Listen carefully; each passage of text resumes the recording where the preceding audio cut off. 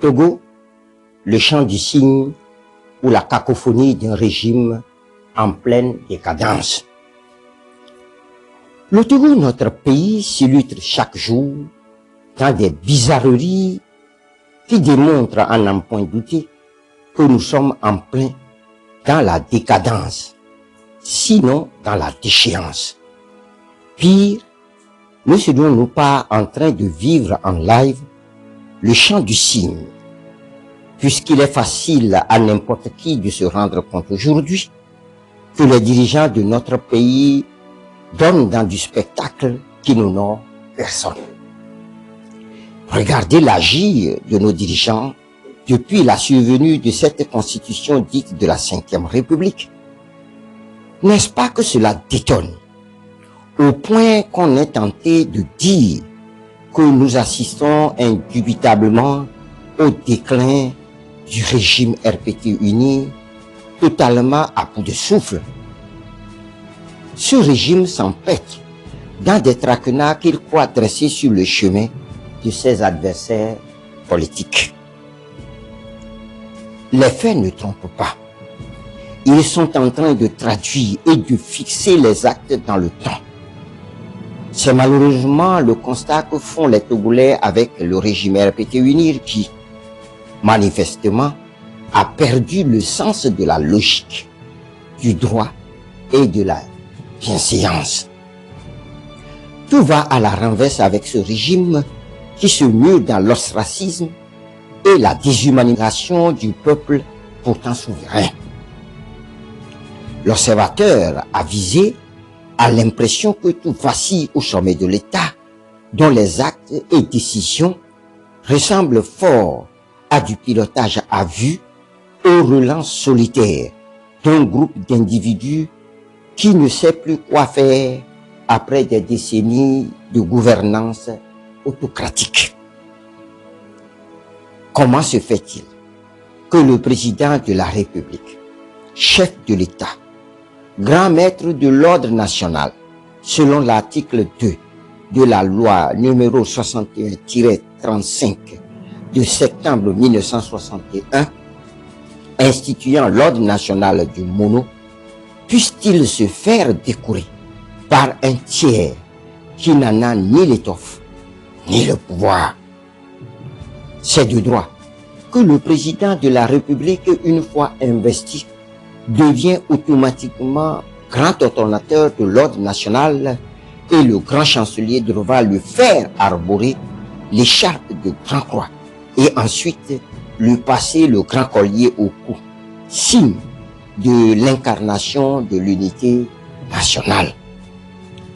Aussi, comment quelqu'un, fût-il président du Conseil des ministres, peut-il s'arroger le droit de prononcer le discours solennel à la nation et présider aux manifestations nationales en lieu et place du président de la République, chef de l'État, si le pays ne nage pas dans des incongruités fruits de la boulimie de pouvoir? Aussi, voilà un pouvoir qui totalise déjà 21 ans de règne, lui-même issu d'un régime qui s'est assis sur le pays depuis 63 ans et qui a du mal à présenter ses réalisations tant le bilan est des plus catastrophiques, avec son lot de tueries massives, de détournements à grande échelle, de deniers publics, des évasions fiscales avoisinant le millier de milliards de francs par an, les violations massives des droits humains, la spoliation du patrimoine national, bref, l'accaparement par le clan dirigeant de toutes les richesses du pays. Il n'y avait donc rien à montrer au peuple ce 27 avril 2026 et c'était pitoyable.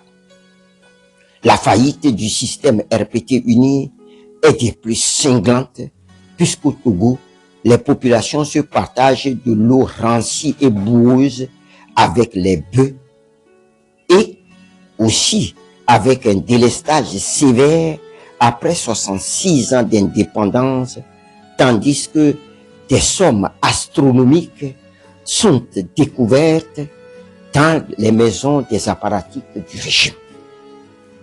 Qui peut comprendre qu'après 6 décennies et 6 ans d'indépendance, le Togo n'a même pas un échangeur? Et puis, la route de Lomé à Tsinkassi, soit 600 km seulement, il n'est pas bâti une autoroute en bonne et due forme. Et plus saisissant, cette route est en de très mauvais état pour les usagers. Quant aux autres secteurs vitaux du pays, ils peinent à satisfaire les besoins des populations alors que les dirigeants ne savent que faire la fête. Le 1er mai en est un exemple patent. La commémoration du 66e anniversaire de l'indépendance du Togo aura été, pour la grande majorité des Togolais, un non-événement. Une fête qui ne concerne que la minorité pieuse. On aura observé ce lundi 27 avril 2026 les marchés de Lomé, à Daoulatou, à Koresewa et autres s'animer comme d'habitude. La plage ce lundi était vide, naguère bondée de monde lors des festivités de l'indépendance pour des pique-niques. Dans les rues, c'était l'indifférence totale. En somme, ce sont les drapelés accrochés aux poteaux électriques qui, seuls, ont attesté de l'événement. Diantre, qu'il se passe au Togo des choses qui dépassent l'entendement humain et qui forcent la réflexion. Serions-nous en train de perdre la raison? Sommes-nous possédés ou nous a-t-on lancé un sortilège pour que nous agissions comme des gens sans scrupules? Le moins qu'on puisse dire, sans se tromper, est que le bateau Togo prend vraiment de l'eau et suffisamment pour mériter une attention particulière. Il va falloir remédier sérieusement à la situation de notre pays qui jette du discrédit sur nous tous. Et la solution doit venir d'abord du régime qui est au pied du mur. Ce n'est pas une honte de venir reprendre la route là où on l'a laissée quand on s'est trompé. L'adoption à la va-vite d'un texte constitutionnel pompeusement dénommé 5e République a fini par mettre à nu et complètement, si cela ne l'était pas déjà, le RPT uni qui doit faire amende honorable. D'ailleurs, tous ceux, surtout les professeurs de droit constitutionnel, qui se sont amusés à pondre une telle ineptie juridiquement nulle, doivent être déchargés de leur charge parce qu'ils sont indignes de continuer à décerner des cours à nos enfants de peur de saborder leur éducation. Le Togo mérite vraiment mieux. Il est impératif que le régime revienne à de meilleurs sentiments parce que le Togo appartient à tous les Togolais et il est temps que cela soit compris par tous.